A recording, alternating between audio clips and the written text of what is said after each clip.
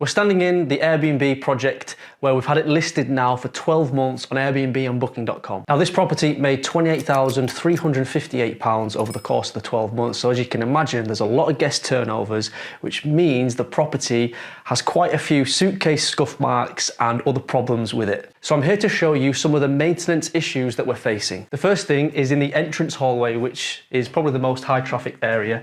Now, there's a small dint in this wall, and that's caused by the door handle. But I did have a door stop on here. Now the reason why it's had a dint is because I installed this new smart lock so that guests could have a 24/7 access by opening it through the app.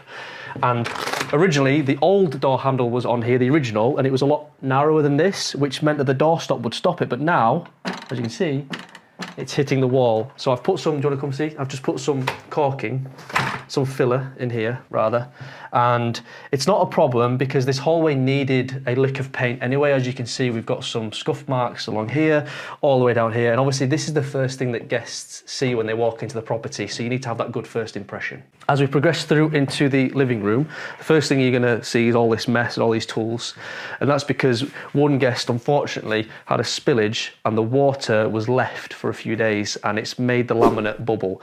I'm not against laminate, by the way. In fact, we use it quite a lot in our properties. It's just the guest's fault. They should have cleaned it up. And a little tip actually is when you're doing your refurb projects, always order more flooring just in case something like this happens, because the last thing you want to do is for this scenario to happen, you don't have the flooring and then you're going to have to buy all new floor. So luckily we had some of this in our storage unit. Other things to notice is this patch on the wall. Now the reason why this happened, it's not damp, because damp you'd expect to be at the bottom. It's actually because we put paint onto the wall before the plaster had dried out. At least that's what I've been informed.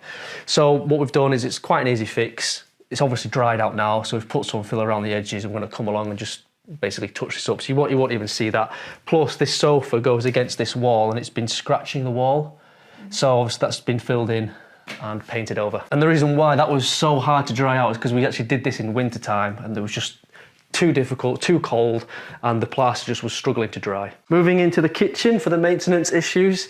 First thing I want to show you is how on earth did that little mosquito or fly, whatever it is, get behind this splashback. That's upsetting because if guests see that, it looks a little bit unhygienic, but we do obviously clean it properly, but it's just one of them things where it's somehow managed to crawl behind. So what we're going to do is take this off, repaint everything, and as you can see, it's a little bit of peeling paint, and basically seal around the edges so that won't happen again. Other small maintenance issues are just to replace the LED light bulbs that are blown. Again, quite easy to do, but something that just needs to be fixed. And where we usually store the bin, which is here, obviously we've had a few scuff marks and all this paint just wants touching up to get it back to what it looked like 12 months ago, like it was brand new. One other thing is that we've had a damp-proof course installed throughout this whole property, but unfortunately what's happening is this is on the chimney breast, and we've got it actually in another property as well, where the water's coming down the chimney breast and it's causing the plasterboard behind it to get damp, which is causing this effect.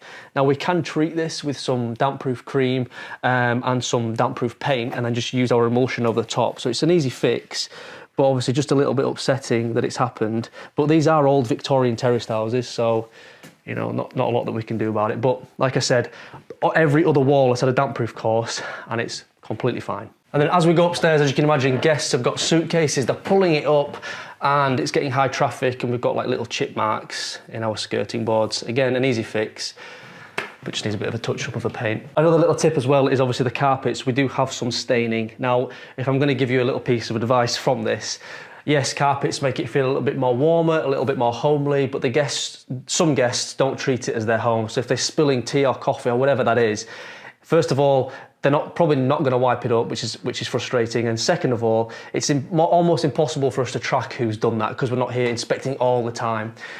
So what we're doing on the next project is a little bit of a lesson to learn, is we're putting hard flooring throughout, and obviously then that makes it a bit easier then for maintenance to clean up. And another thing is, got this paint's peeling from here. Now, I'm not sure why that's happening. Again, it could be to do with the plaster drying out a bit too quick. And we have this strange crack, which all of these walls were freshly plastered, so we think that it's just like a settlement crack from the new plaster. But also this whole hallway here, as you can imagine, again, it's high traffic and all of these little marks just kind of need touching up. Into the bathroom, and you're not going crazy, but it stopped flickering. Can't believe it. Oh, it's flickering. You'll see it every now and then, it'll just flicker these lights. So it just needs a new LED light basically going in. Into the first bedroom upstairs. Now this room is pretty okay. I know there was a small problem down there. Now this was penetrating damp. So penetrating damp is when water's getting in from the outside, from the external brickwork, as opposed to rising damp, which comes up from below, which you'll find usually on ground floors. And there used to be a little bit of penetrating damp in here. What we did was we pointed it up on the outside, and it seems to have stopped it. And luckily we've got thermoskirt, which actually helps dry out of this anyway. But obviously you want to fix the root problem, but that has been fixed. And then just moving into the final bedroom. Again, the bedrooms upstairs are okay. There's not a lot of other maintenance. Although me and Kush, we actually smelt a little bit of like drain problem, right? You smelt it too. But it seems to have gone. Now I was worried. Now I've had this before where in another property, I had it as a 3-bed, but it was only rented out to 2 for a year whilst I was waiting for planning permission to get HMO. And what was happening is the main bathroom wasn't being used because they had both had en suites. And what happens is if you don't use the bathroom for a long time and there's no water in this waste trap, you actually get smells coming through because the water actually acts as almost like a seal to stop the smells coming through. And I got a complaint from the tenant saying I can smell like sewerage coming out of the bathroom. But this ensuite does get used quite a lot, so I'm just a little bit concerned as to why it smells. It's gone a little bit now, you agree? Yeah, so anyway, that was just the only maintenance problem in this bedroom. Another top tip, don't skimp or be cheap on your furniture. We've had that problem in the past. We bought IKEA furniture and the drawers looked great for the first week and then they just fell apart. I'm not knocking IKEA furniture, but this was pretty terrible stuff that we'd bought. However, we've replaced, this with Finsa kitchen units. They're all soft close and they're nice, strong and sturdy. And they've been lasting now very good for 12 months. And on the topic of furniture, bed frames, do not buy cheap bed frames, and I would avoid metal bed frames at all costs. We had that problem.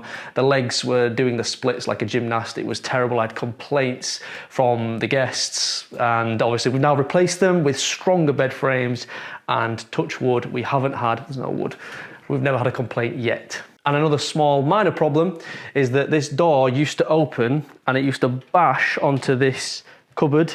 Now you can't predict everything, but what we've done now is we've just fixed a little door stop, but you can see the little damage that we've made.